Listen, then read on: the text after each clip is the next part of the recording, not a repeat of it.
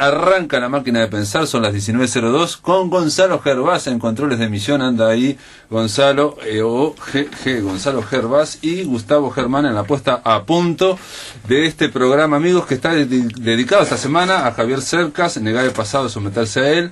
Esa es una frase que nos dijo, y bueno, mañana jueves vamos a llamar a España para conversar con él en torno a su última novela, El Monarca de las Sombras, que fue editada y publicada hace muy poquito, hace unos 4 o 5 meses. Pero ahora arrancamos hablando de pintura, porque hay una exposición en el Museo de Figari, el Museo Figari, que va hasta el 5 de agosto y que se llama Estado de Situación, y entonces estamos acá con el responsable de esa exposición, Gerardo Mantero. ¿Cómo andás? ¿Qué tal? ¿Cómo estás?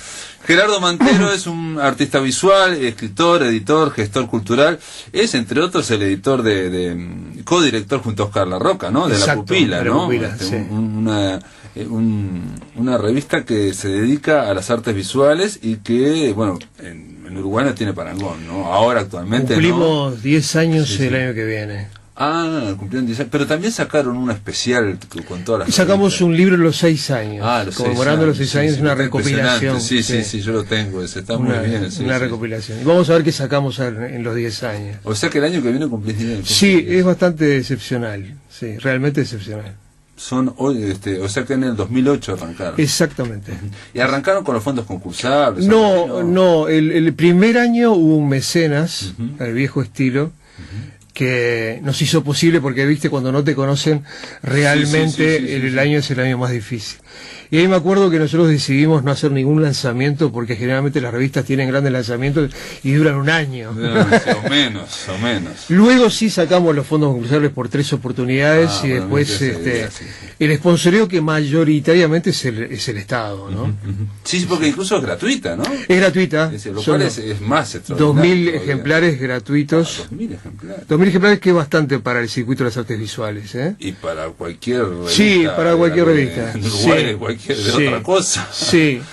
Y aparte que se distribuya, ¿no? Y que se lea. Sí, ¿no? Y hay realmente mucha gente que la colecciona, ¿no? Digo, porque permanentemente hay pedidos sobre números atrasados que la gente busca, además. Impresionante. Bueno, ahora estás con esta exposición en el Museo Ferreira, Figari, porque Mingo Ferreira hace unas palabras en el catálogo. Un orgullo que el gran Mingo hable de mi obra. Y bueno, también habla este hombre que se llama el director del museo, Pablo Thiago Roca, está aquí como director, también él es crítico literario, aparte de poeta, y bueno, ahí hace una afiliación o una afinidad con con Figari, ¿no? En el sentido de que tu pintura, dice Thiago Roca, es una pintura de ideas, y que en este caso en especial también sería otra afinidad con Figari, se plantea el tema de la identidad del país, ¿no? El tema de Figari se lo planteó en cuanto a fue a la memoria, o trató de inventar una memoria o recoger una memoria, ¿no? Y de alguna forma darle entidad a esa memoria, ¿no? O sea, trató incluso, no sé si la palabra es mitificarla, pero darle entidad, ¿no? O sea, a cosas que no se le había dado mucha bolilla, dijo, no, estas son nuestras raíces. Exactamente. ¿No? En el caso tuyo, el planteo es otro, ¿no? Es otro muy diferente, ¿no? Estado de situaciones como... Se llama así la exposición. ¿Por qué lo pusiste así? Porque generalmente los comunicadores en los medios masivos y los politólogos nos hablan de un estado de situación, ¿no? Es recurrente decir, ¿cuál es el estado de situación? Frase que precede a la descripción de una cantidad de calamidades. Siempre calamitoso. Y patologías sociales, algunas que parecen no ser posibles de ser superadas, otras que tienen que ver con coyunturas muy específicas y actuales. Y a mí me pareció que es interesante o es importante preguntarnos si ese estado de situación es exactamente algo inmodificable o hay que aceptarlo tal cual es. Y creo que en este momento del mundo tan particular, que creo que es un punto de inflexión en la historia de la humanidad. Sí, una transición civilizatoria. Exacto. No sabemos hacia dónde. No sabemos hacia dónde, porque está cambiando la percepción de la realidad de la gente, donde los partidos políticos se encuentran un poco impotentes a responder hacia esa realidad. Me parece que es desde la sociedad civil donde tiene que existir la presión para que nos ocupemos de ciertos cambios, ¿no? Claro. Y no dar por sentado que este estado de situación, mucho más en un país que tuvo un basamento histórico que podía dar otro resultado, sea aceptado tal cual. Por eso, de alguna manera, yo aludo también a los mitos históricos nacionales, tanto Artigas, Valle, la celeste, el escudo, bueno, las playas, ¿no? Claro, hago un repaso sobre la iconografía que nos identifica, y ahí estás rozando el resbaladizo tema de la identidad, pero también Vaz Ferreira lo hablaba sobre la necesidad de repensarse como país, y mucho más en una coyuntura donde no se ve un proyecto de país de futuro, ¿no? Ante algunos factores alarmantes, como por ejemplo el tema de la educación, o la falta de coraje que tiene la política en general para plantearse dos pasos adelante, ¿no? Sí, la fragmentación social que hay. Claro. De alguna forma, digo, no tiene nada que ver, pero tiene que ver con la semana de Javier Cercas, porque él se plantea muchas veces en su novela, o se plantea casi siempre, el tema de tratar de ver en el pasado, porque dice que el pasado no pasa, ¿no? El pasado está presente, ¿no? Claro, estoy de acuerdo. Y sobre todo en el pasado, digamos, reciente, los últimos 70, 80 años. En Uruguay, bueno, no tenemos mucho más, que bueno, no somos un país tan... Y él plantea que lo peor que se puede hacer es negar el pasado o no darte cuenta, estás sometido a él, te somete tu pasado y tus limitaciones. O sea que hay que tratar de asumirlas, aceptarlas y ver, bueno, a partir de dónde. Y en un momento llega a decir que bueno, este cambio de transición civilizatoria pasa en todos lados, ¿no? Sí, o sea, claro, es universal. Lo que está ocurriendo es que también con la globalización los políticos no tienen mucho margen de acción y la gente sigue pidiendo y pidiendo, entonces se generan a veces discursos demagógicos, ¿no? Esto que estamos viendo de Trump o otras cosas así enorme, increíble. Y lo que decís vos, ahora en el propio, digamos, en el propio catálogo, vos decís, en pocos países se discute, como el nuestro, en distintos periodos históricos, su propia viabilidad, su propia razón de ser. ¿Vos crees que ahora se está discutiendo eso o no? Hace poco un historiador de peso lo discutió más como una provocación. Claro que no desapareces. El tema es el país que querés. Y de alguna manera, en una tela muy grande que refiere a Valle, yo le puse el acervo. Y hay un paralelismo con las artes plásticas. Las artes plásticas tienen un acervo riquísimo, ¿verdad? Y no es lo mismo para alguien que cree ahora tener un acervo a no tenerlo. Claro. Y el país también lo tuvo. El país tuvo a Valle con una concepción socialdemócrata o casi socialista en su momento. El país tuvo a Varela con una reforma educativa muy importante, de calidad y bastante extendida. Y eso nos marcaba ciertos parámetros para un proyecto de país. Indudablemente la historia es muy intrincada y compleja, claro. y ese legado de alguna manera se está diluyendo gravemente. Pero existe ese acervo, existe ese pasado. De la misma manera que un artista cuando mira para atrás, en todas las tendencias habidas y por haber de las artes plásticas, tiene grandes escultores, ¿no? Y no es lo mismo tenerlo o no tenerlo. Si vos pones un paralelismo, es lo mismo tener a Valle como antecedente o a Perón, con todo el respeto que le tengo a los hermanos argentinos. Sí. Entonces, todos somos vallistas. Ahora, ¿realmente el legado de Valle se ve en los hechos? Esa concepción modélica que tenía Valle, ese coraje para pensar el futuro, se está viendo. Y de alguna manera es eso lo que trata de plantear la exposición, una especie de incitación a la reflexión, ¿no? Y eso tiene que ver con el estado de situación del Uruguay, del mundo, y por ende de la cultura en general, ¿no? Porque la cultura en general también está dominada en el mundo por parámetros que tienen que ver con el mercado y con esa situación de transición, de situación muy difícil de describir que está pasando en el mundo. Es muy difícil de describir, pero una de las cosas que pasa a nivel cultural, parece que hay como una invasión, digamos, del entretenimiento, por decirte algo, ¿no? O sea, como que la cultura pasa de la cultura al espectáculo, y el espectáculo al entretenimiento, y cada vez va, lo cual significa que cada vez se va, como se va volviendo más efímera, ¿no? Esto ya está planteado, ¿no? O sea, más líquido todo. Vos te planteás al pintar, porque estas pinturas estuve viendo, muchas son del 2013, después hay del 2015, hay muchas también, del 17 hay algunas que son más chicas, son de distintos años, pero bueno, podemos decir que son desde el 13 hasta ahora. te planteaste, digamos, tenías ese proyecto al hacerlo, o lo ibas, o fue surgiendo solo en tus propios intereses, digamos? Lo que pasa es que muchas veces... Por ejemplo, pintar la celeste en el 2015, ¿no? Que, digamos, en todo esto que planteaste, la celeste sería un signo de identidad que aparentemente goza de buena salud, digamos. Claro. La celeste en general, bueno, en el caso específico, la celeste es un buen ejemplo de lo que puede hacer un proyecto a partir de ciertas carencias, ¿verdad? Claro. La celeste, en realidad, claro, el cuadro de repente no dice lo que estoy diciendo, simplemente alude a la iconografía de... Pero en realidad es el cuadro de Sudáfrica.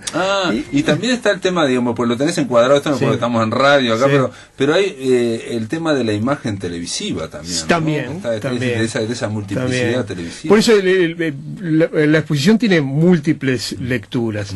Pero si hablamos de la celeste concretamente, es una radiografía del Uruguay, de la posibilidad de llegar al límite de lo posible, ¿no?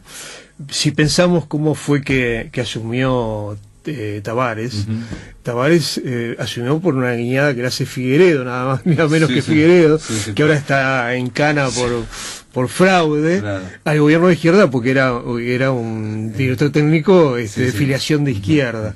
Enseguida hay una campaña en contra de Tavares, o sea, no eligieron porque era el mejor, ¿verdad? Y después se dio la casualidad de que Tavares sí era el mejor, y además tenía un proyecto que iba más allá de ganar un partido. Claro. ¿Verdad? Sí, de acuerdo. Y es una buena demostración. Y ahí está su famosa frase que repetía hasta el hartazgo del proceso, el famoso proceso, que no importa el resultado. Exacto. Pero es una buena demostración de que se puede hacer algo más que lo que se está transformando el eje de la gobernabilidad, que es la política, que es una especie de gran operación de marketing, ¿verdad? Se puede hacer algo más si tenés ambición, si tenés un proyecto real. Y de alguna manera eso también es lo que planteo es lo que trato de coadyuvar a que pensemos en eso, ¿me entendés?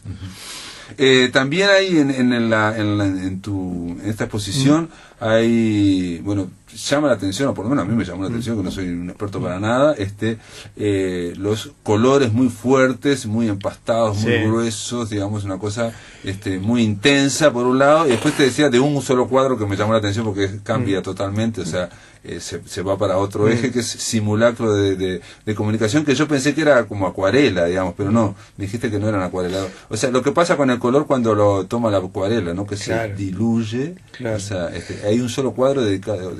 Te contesto antes una cosa que me preguntaste. Vos me decías si en realidad yo venía pensando este tema hace tiempo. Y yo creo que la otra vez, cuando hice una exposición en el Museo de Artes Visuales, me llamaron de la revista Relaciones, que te dan generalmente una tirada para que tú ilustres, y Kallenberg, que es el encargado de eso, me pidió que escribiera un texto sobre mi obra, lo cual es una cosa bastante difícil, ¿no? Bravo, mirarse así mismo. Y yo me acuerdo que puse que soy un pintor conceptual que trabaja en el plano. Digo, lo conceptual generalmente se trabaja a nivel que, claro, instalaciones, videos y demás. No por una definición ortodoxa que no se pueda trabajar en video, simplemente porque tengo la necesidad de trabajar en el plano. Pero sí que la idea es importante en mi obra. Independientemente de eso, hay un proceso de investigación formal de la obra, ¿verdad? Correcto, digamos, una exploración. Una exploración permanente, que a veces se deriva en otras direcciones que no tienen nada que ver con el tema. Pero también se ha dicho muchas veces que los pintores tenemos un solo tema y variaciones. Correcto. Pero Tiago Roca de lo que te dice es que sos un pintor de ideas, digamos. Por eso. Una pintura de ideas. Claro, y yo no soy nada original. Creo que el centro de mis preocupaciones que se ven en mi obra tiene que ver con la peripecia del hombre, pero como el centro de la acción, ¿no? Esa cosa posmoderna de desviación del hombre como el centro de la acción, donde las cosas o lo material cobran otra dimensión, ¿no? El drama del hombre, creo que en el fondo tiene que ver con casi toda mi obra. Una exposición que hice en la Alianza Francesa era composiciones muy abstractas y muy llenas de colorido, donde había una repetición simbólica de pequeños humanoides que se repetían. Entonces, ¿qué hay acá una con un pequeños humanoides? Exacto. Hay una que para mí, digamos, lleva a lo más arcaico, ¿no? Me dio la impresión, digamos. ¿No? Sí, también mi lenguaje siempre trabaja entre el borde de la figuración y la abstracción, ¿no? Ahora, la tapa del catálogo es una pintura que para mí no representa el resto, es totalmente abstracta, ¿no? No, pero tiene figuración, si lo ves. Sí, Abajo ¿sí? abajo son figuras humanas. Ah, mira. Son chiquitas. Son chiquitas. Sí, lo formal hay varias técnicas, hay varias técnicas. Pero lo elegiste vos, digamos, esta sí, tapa, sí, lo o sea, elegí. como representativa de la exposición, que es, digamos, también habría que describirla, pero es como si fuera, a ver, aquellos que conocen a Jackson Pollock podrían pensar en algo de ese expresionismo, ese abstracto, una cosa tan estridente, ¿no? Pero yo pensaba que era abstracto, pero no, tiene algunas imágenes, pero digamos ahí es una pintura gestual. Exacto. Es totalmente gestual. Muchas veces utilizo la pintura que se llaman entonadores. Tú me decías una acuarela, que son pinturas que se diluyen en el agua, por tanto tienen que ver con la acuarela, pero a veces lo utilizo directamente desde el tarrito, digamos. Ah, sí. Sí, y hago una... tarrito, así como exacto, Pollock. Exactamente, hago una cosa parecida a action painting que decía Pollock, que tiene que ver con que desechás y te sale mal, ¿verdad? Claro. Tiene que ver con el riesgo y con el accidente en la obra. Sí, y el accidente artístico. Artístico, ¿no? Buscando un accidente creativo. Exactamente. Muchas veces ahí no hay un preconcepto ni un boceto de cómo tiene que terminar la obra. Correcto. Sino que realmente la propia obra. La propia ejecución te va llevando, ¿verdad? Lo que sí hay es un hilo conductor conceptual en toda la muestra. Claro. ¿Y por qué elegiste, te pregunto, esta que, digamos, pues yo te decía que no es representativa en el sentido que si uno va a la muestra hay mucho más figuración, ¿no? Sí, lo elegí por dos motivos. Primero porque el título de esa obra se llama Asfixiante, que tiene que ver un poco con el mensaje con la tensión. Con la tensión y el mensaje, el mensaje no es la palabra, con los contenidos de la... con el asunto. Con el asunto. Del Estado. Y por otro lado, porque a partir de la composición del catálogo, funcionaba mejor que otras. En realidad, no hay una obra que represente el todo, de acuerdo, ¿entendés? De acuerdo. Entonces, de alguna manera, me sirvió para eso. Bueno, muy bien, Gerardo Mantero, vamos a hacer una breve pausa, amigos. Estamos conversando con el artista visual Gerardo Mantero en torno a esta exposición que se llama Estado de Situación, que va en el Museo Figari y que va a ir hasta julio del 2017. Hasta el 5 de agosto. Hasta el 5 de agosto, dice julio acá, sí, hasta el 5 de agosto. Esto está, por las dudas, aquellos que quieran, el Museo Figari está en Juan Carlos Gómez, entre Rincón y 25 de mayo. En el aire de Radio Uruguay, La Máquina de Pensar. Continuamos, amigos, en La Máquina de Pensar. Estamos conversando con Gerardo Mantero en torno a esta exposición que se llama Estado de Situación y que va en el Museo Figari. Estábamos hablando, fuera de micrófono, en torno a y una pregunta, Gerardo. Por un lado, vos en esta obra decís, está todo entre paréntesis, ¿no? Y de hecho parece que, a ver, es una exageración, ¿no? Pero ponés las vacas o ponés distinto, y parece que está todo como moviéndose un poco, ¿no? Está un poco, no se tratan de pinturas que son estables, digamos, en el sentido, sino que todo está como un poco movido del eje o cambiado, ¿no? Por ejemplo, en el campo claramente, ¿no? O sea, hay una especie como de movimiento. Entonces, hablas de esa especie de crisis o de falta de objetivos que tendría el Uruguay en este momento como proyecto, ¿no? Como proyecto de falta país. De un proyecto de país. Pero eso contrasta, los que nos están escuchando a nosotros, contrastaría con la visión que tiene el mundo de Uruguay en estos momentos de gran incertidumbre global, ¿no? O sea, parece, vemos Brasil, vemos Argentina, el propio Chile, ahora que es un país, muy estable, también está dando unos barquinazos, parece que va a ganar Piñera de nuevo, por ejemplo, por decirte algo, ¿no? O sea, España ni que hablar, esto que estamos planteando nosotros de que Uruguay se plantea la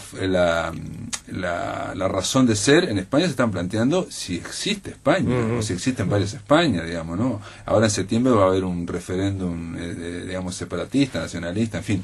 O sea, hay crisis por doquier, si se quiere, en estos momentos líquidos, digamos, ¿no? O sea, Trump parece que iba a hacer miles de cosas, pero bueno, aparentemente hasta ahora no ha hecho tantas, ¿no?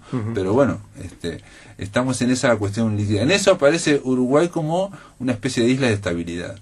Sí, pero la estabilidad no quiere decir proyecto de país, ¿no? Bueno. Primero. Segundo, sí, es escalofriante el escenario de la política mundial, además copada por la corrupción, ¿no? Hay corrupción en Europa, hay corrupción en Latinoamérica y demás. El Uruguay tiene particularidades. Ahora, tenía, a partir del gobierno de izquierda, y lo que significaba una esperanza determinada, y no me afilio tampoco a que todo está mal o que todo... Se habló de neovallismo también, exacto, ¿no? Se habló de neovallismo, como que el proyecto de la izquierda como que se agotó, digamos, en el sentido de una especie de neovallismo. Es probable, pero concretamente hubo 10 años o 15 años de bonanza económica, mayoría en las cámaras, cosa que difícilmente se vuelva a repetir. Y más allá de que cualquier proceso, los resultados de cualquier proceso histórico o político llevan muchos años, uno pensaba que iba a tener un proyecto en la educación fundamentalmente y en la cultura muy sólido, porque la izquierda tenía todos los insumos para que ello pasara, y la tradición y demás. Se encontró en ahora estamos hablando por la enseñanza, con el corporativismo, que es otra de las cosas endémicas yo creo que se encontró con eso, que es un obstáculo, pero más allá de eso, no veo un proyecto fuerte, ni un liderazgo fuerte, y menos aún la discusión conceptual de la educación. ¿Para qué educamos? La educación que también está en crisis, en todas partes por la transición. Yo me acuerdo de haber hablado con Luis Eduardo Aute, y Aute me decía, no, pero no solo está en crisis el sistema educativo, sino el sistema de salud. Él decía eso en el 2008, y yo me decía, sos un poco apocalíptico, y tenía bastante razón. Es cierto que la educación está en crisis en todas partes del mundo. Pero de acuerdo, el tema de, si sabes a dónde te vas dirigiendo, si se está construyendo o no. Fundamentalmente, la discusión está en crisis por las nuevas maneras de percepción que habíamos hablado, por la discusión si hay que educar para la inserción en el mercado o para crear ciudadanos, o tal vez las dos cosas.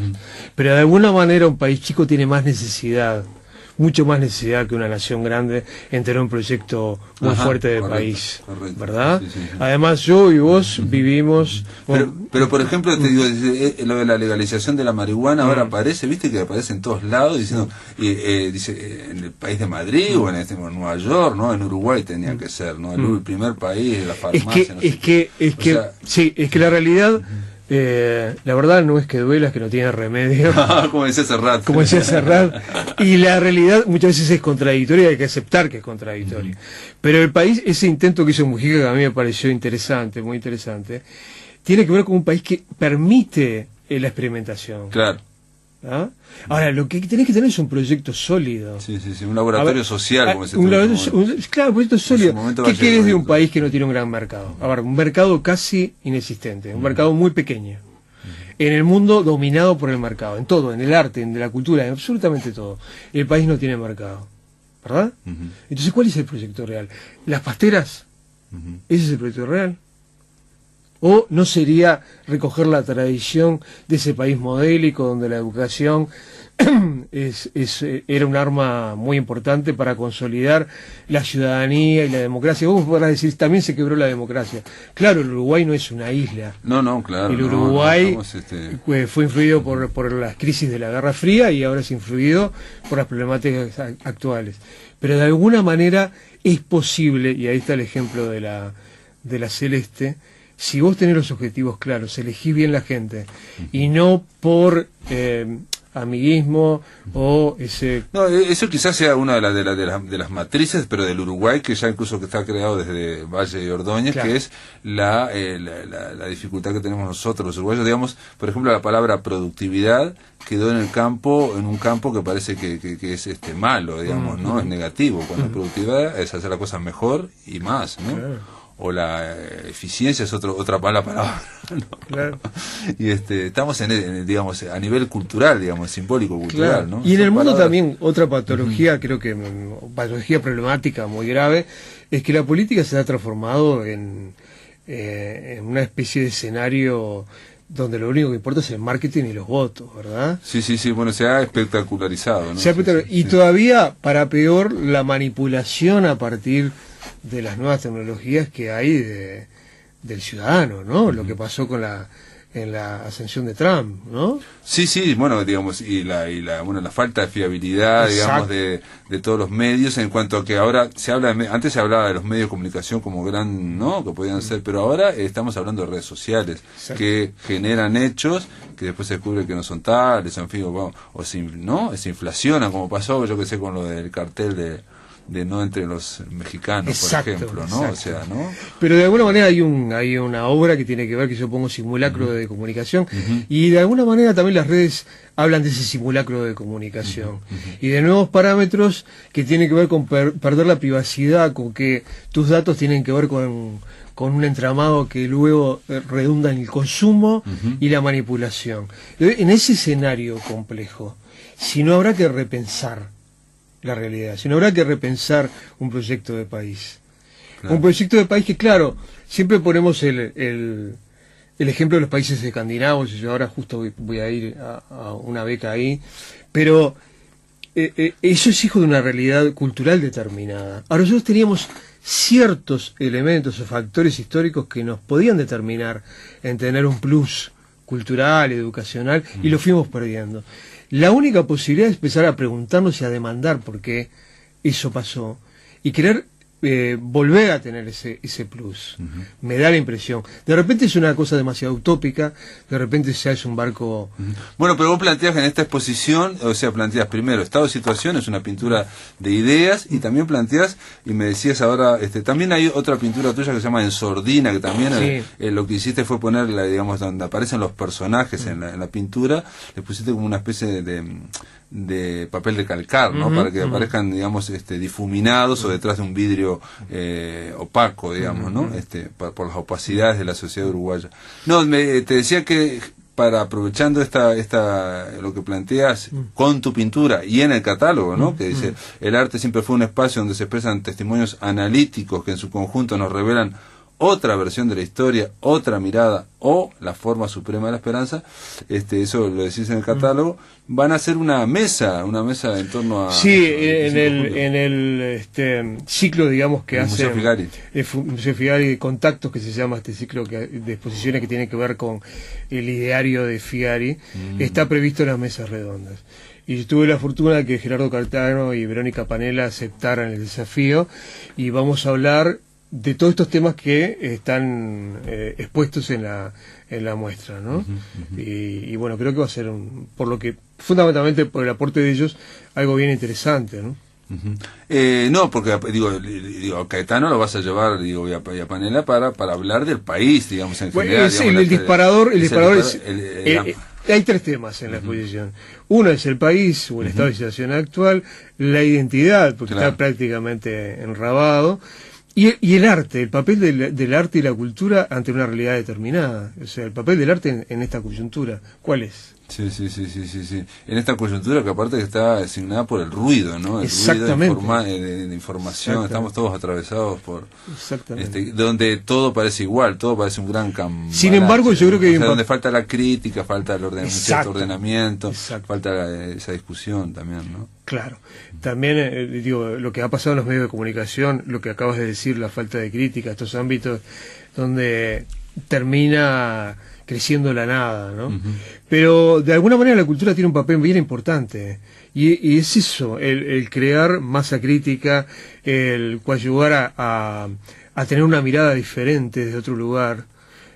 Siempre la cultura contó la historia desde otro lugar, ¿verdad? No, claro, sí, lo hablábamos el lunes, hablando de Javier Cerca, de los ensayos de él sobre literatura, que, digamos, lo que quiere el arte en general es desautomatizar, ¿no? Exacto. O sea, nosotros estamos automatizados para mirarnos por nuestra propia rutina, digamos, ¿no? Y nos llenamos de lugares comunes y todos nos creemos que estamos hablando, estamos dialogando, y lo que hace el arte es precisamente de mostrar con extrañeza eso, ¿no? Claro. Hay un extrañamiento. Y muchas veces echa luz a determinados procesos que no lo echa la historia pensada de manera científica, de alguna manera. ¿no? Claro, es otra intuición.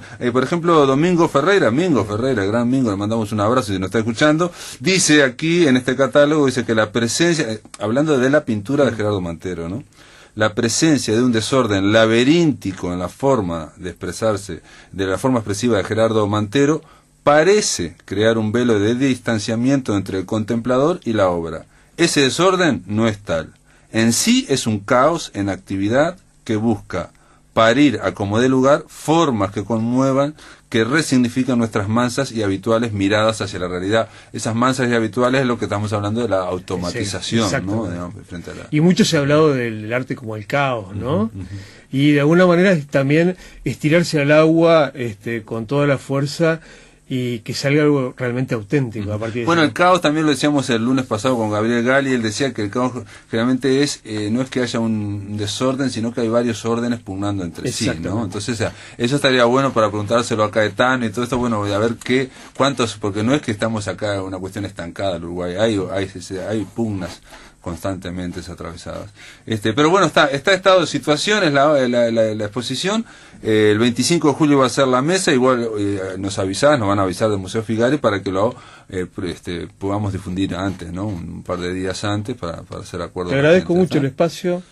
Y bárbaro, si podés difundir la mesa sería genial. Está bárbaro, si lo podemos grabar y después pasar sería mejor todavía. Vamos a tratar de hacerlo. Vamos a tratar de. Bueno, gracias Gerardo Mantero por estar acá. Gracias a vos, ¿no? Gracias a vos. Ahora vamos a escuchar un tema, ¿puede ser, Gonzalo? Sí, vamos a escuchar Si las cosas no fueran, de Chicho Sánchez Farlosio.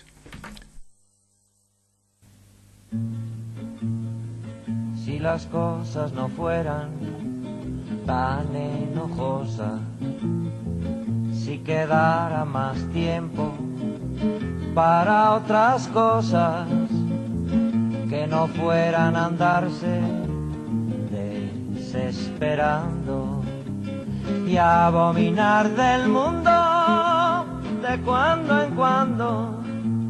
A tu vera, hermana mía, cuántos ratos pasaría. A tu vera, hermana mía, cuántos ratos pasaría. A tu vera, hermana mía, cuántos ratos pasaría. Si no existieran tantos inconvenientes y los recelos fueran menos frecuentes, si los que nos rodean lo comprendieran y en el fondo del alma no se ofendieran, a tu cuerpo y a tu cara con qué gusto me arrimara. A tu cuerpo y a tu cara con qué gusto me arrimara. A tu cuerpo y a tu cara con qué gusto me arrimara. Si pudieran curarse ciertos humanos del vicio de adueñarse de sus paisanos, si pudiera decirse lo que se siente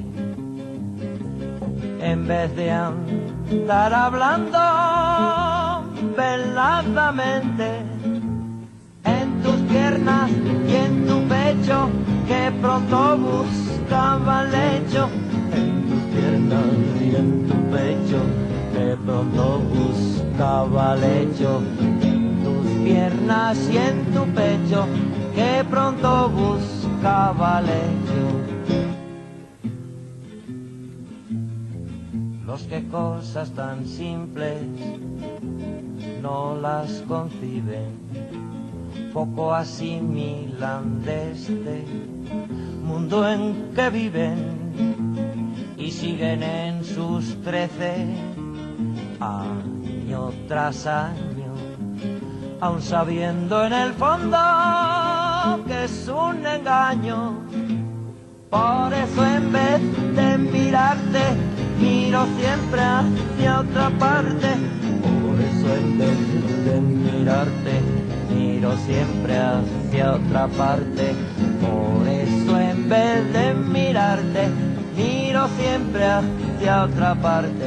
Por eso en vez de... En el aire de Radio Uruguay, La Máquina de Pensar.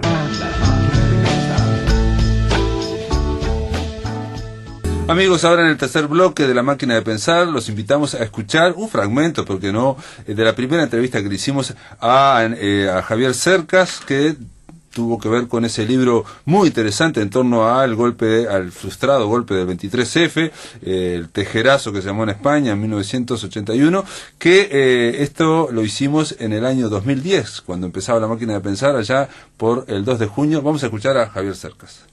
¿En realidad es un libro en torno al golpe de Estado o en torno a una imagen del golpe de Estado, Javier? Pues es un libro en torno a una imagen del golpe de Estado. Es decir, es un libro en torno a un instante que queda reflejado en las imágenes de televisión. Y bueno, a través de ese instante y a través de esa imagen intento entender a el protagonista de esa imagen, que es Adolfo Suárez, el presidente del gobierno en aquel momento.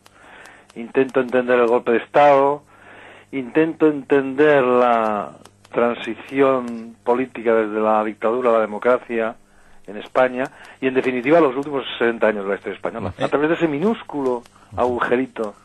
Hay una grabación que ustedes, bueno, por lo que habrán visto ustedes, y de hecho lo que ven los españoles cada año, en el aniversario es de 5 segundos, 10 segundos. Bueno, esa grabación del golpe de Estado consta de 35 minutos y es un documento absolutamente extraordinario. Y yo me he basado, sobre todo para escribir el libro, en esos 35 minutos, pero lo que hago es, insisto, hurgar en ese minúsculo instante, porque la pregunta que yo me hice fue una pregunta absolutamente elemental, es la pregunta que sería un niño, ¿no? Cuando unos militares entran en el Parlamento a tiros, gritando que la gente se tira al suelo, pues lo normal es tirarse al suelo, es lo que todos hubiésemos hecho. Vamos, yo particularmente me hubiese ido al sótano directamente, pero resulta que hubo 3 personas que no lo hicieron, y la pregunta es ¿por qué precisamente esas 3 personas no lo hicieron? Una de ellas era Adolfo Suárez, las otras 2 es quizá más, son los otros 2 protagonistas del libro, desde luego, pero Adolfo Suárez quizás está en el centro de todo, ¿no? Porque es el más enigmático, en mi modo de ver. Es decir, ese gesto es un gesto que, en mi opinión, mi intuición antes de empezar el libro es que significaba algo fundamental, algo esencial. Y en torno a eso gira todo. Javier, antes de empezar a hablar del libro Anatomía de un instante, me gustaría hablar un instante del prólogo de este libro, que vos lo titulás Epílogo de una novela. Quisiste escribir una novela en torno a esto y no pudiste escribir.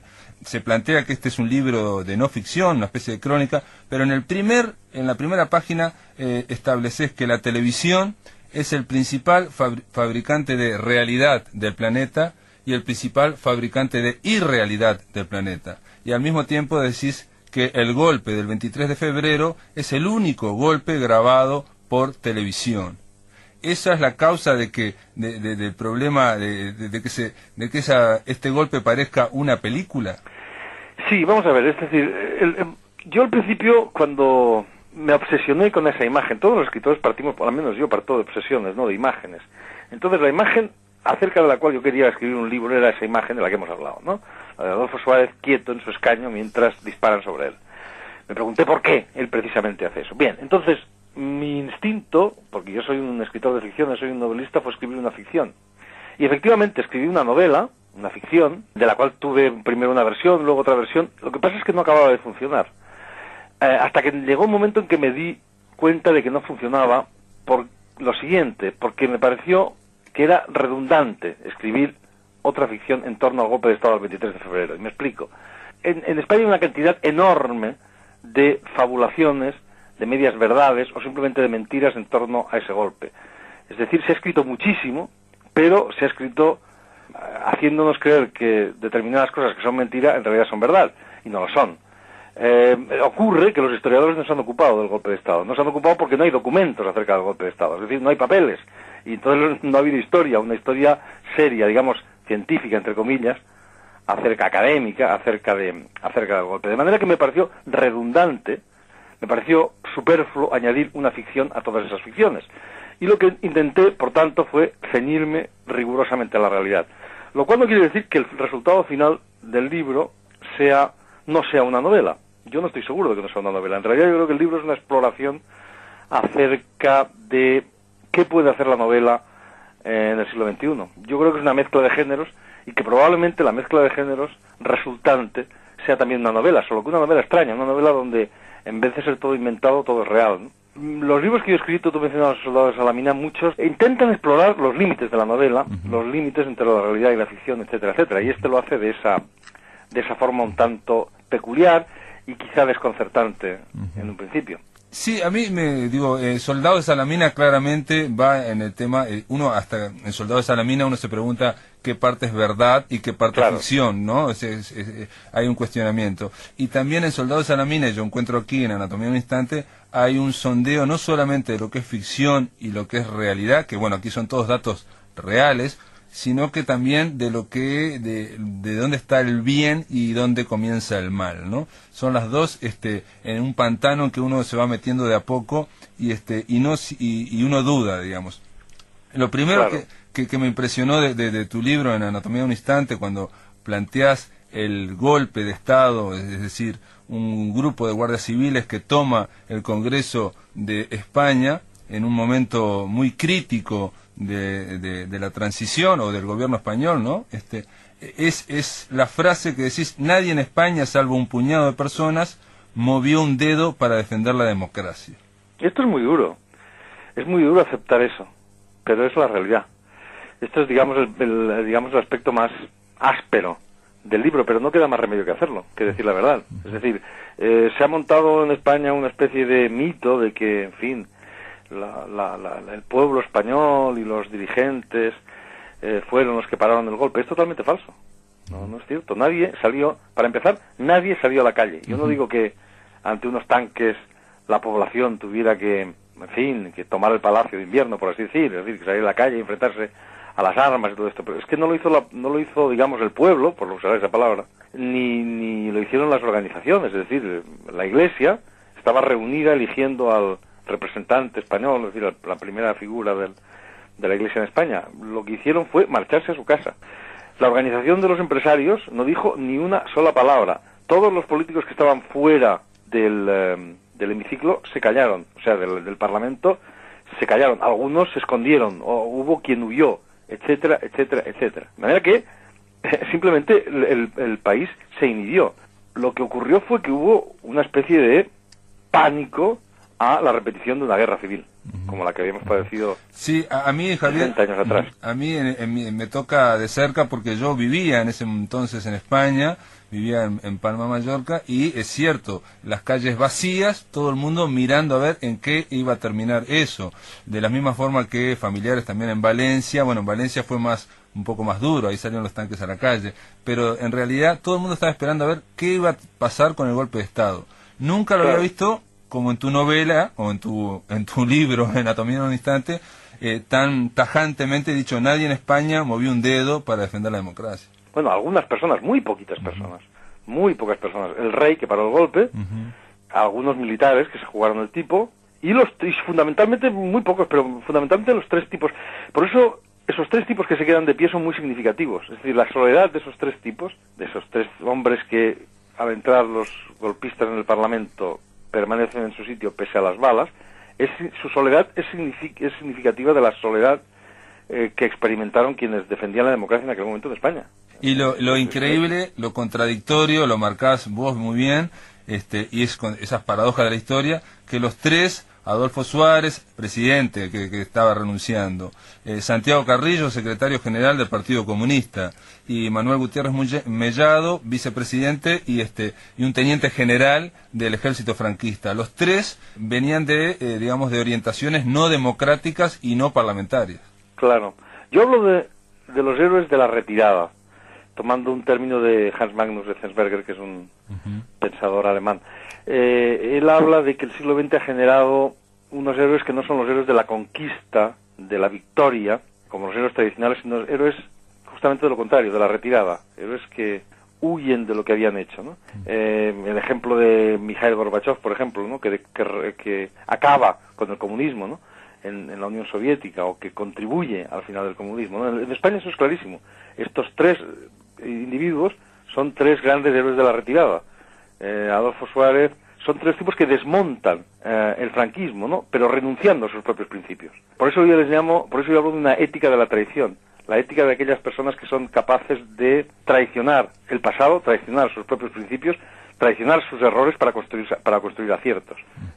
Santiago Carrillo traicionó el mito de la república, el mito del comunismo, para construir una democracia. Gutiérrez Mellado traicionó el ejército de Franco, el ejército de la Victoria, para construir un ejército democrático. Y Adolfo Suárez fue el mayor traidor de todos. Era un hombre que venía del falangismo, que venía del partido fascista, es decir, del corazón del franquismo, y traicionó todo eso para construir una democracia. Y lo hicieron en muy poco tiempo. Sin esa ética de la traición, sin esa capacidad de traicionar, sin esa capacidad de ganar retirándose, España no hubiese pasado de una dictadura a una democracia, por un lado. Y por otro lado, lo significativo es que sean precisamente esas personas, aquellos que habían, en fin, que no querían saber nada de la democracia, quienes se convierten en los únicos defensores de la democracia aquel día, ¿no? Quienes son capaces al menos de jugarse el tipo por la democracia aquel día. Otra paradoja es que en el momento en que en ese instante que estamos hablando, en ese momento los tres se mantienen frente a las balas, no se tiran al piso, no se tiran al suelo,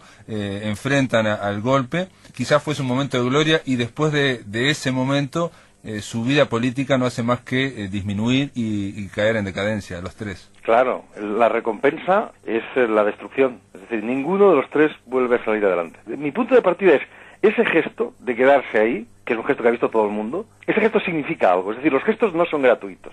Para mí eso es lo esencial. Todo gesto, aunque sea instintivo, porque obviamente esos tres personajes no piensan lo que están haciendo en aquel momento.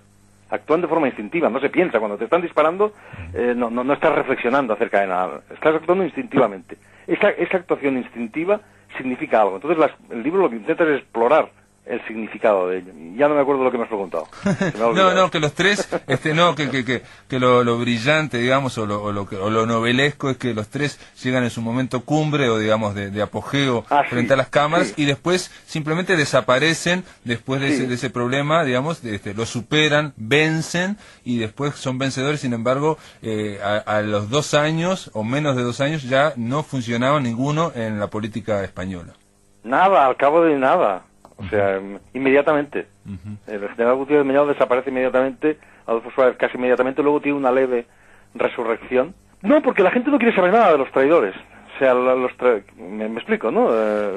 Sí, podría ser eso, o podría ser... No quiere saber nada. Yo te digo, una interpretación mía, podría ser también que... Son gente que se sacrifica muchísimo, ¿no? Que sacrifica su carrera por ello. Dime tu interpretación, ¿cuál es? No, mi interpretación es que esos tres que se mantuvieron bajo las balas y no se tiraron al piso, están dando una lección, digamos, de dignidad que no todo el mundo después quiere verla, ¿no? Porque en contraste, lo que decías en la frase, nadie en España movió un dedo para defender la democracia, es una frase muy dura que todo el mundo obviamente quiso, no sé si olvidar, pero por lo menos disminuir. Pero hay otro concepto más duro y más impresionante para el que lo lee, que es cuando estás planteando la trama del golpe, la creación del golpe. Hablas de, como si fuera una especie de embrión, hablas de una placenta del golpe, lo que iba alimentando el golpe, y de repente decís una frase que más o menos dice así: en España, en el mundo político español, todos conspiraban contra Adolfo Suárez. Bueno, es que esto es un hecho inapelable. Mira, yo tengo una opinión, creo que se desprende del libro, una opinión bastante buena, notablemente buena, de los políticos, de la clase política en general y de la clase dirigente en general en aquel momento. Es decir, aunque no la tenía antes, después escribiendo este libro la he tenido, no la he recuperado, la he tenido, ¿no? Aunque de joven pensaba que la transición de la dictadura a la democracia había sido un apaño, en fin, un enjuague, una cosa, una chapuza. Escribiendo este libro Bueno, este era el fragmento que de la entrevista. Obviamente la entrevista es más larga, pero la vamos a colgar en el blog de La Máquina de Pensar. Si ustedes quieren, pueden terminar de oírla ahí en el blog de La Máquina de Pensar. Vamos a pasar toda la entrevista que le hiciéramos en el 2010. Mañana vamos a volver a entrevistar a Javier Cercas, lo vamos a llamar allá a España, él está en vacaciones, pero va a hablar con nosotros de su última novela, El Monarca de las Sombras, que es un viaje íntimo hacia su pasado familiar, digamos, del propio escritor, digamos, porque es vergonzante la búsqueda de que su familia era falangista, de un tío abuelo que murió en el bando equivocado, luchando en la guerra civil a los 19 años en el bando franquista. Esto es todo, amigos, que lo pasen muy pero muy bien.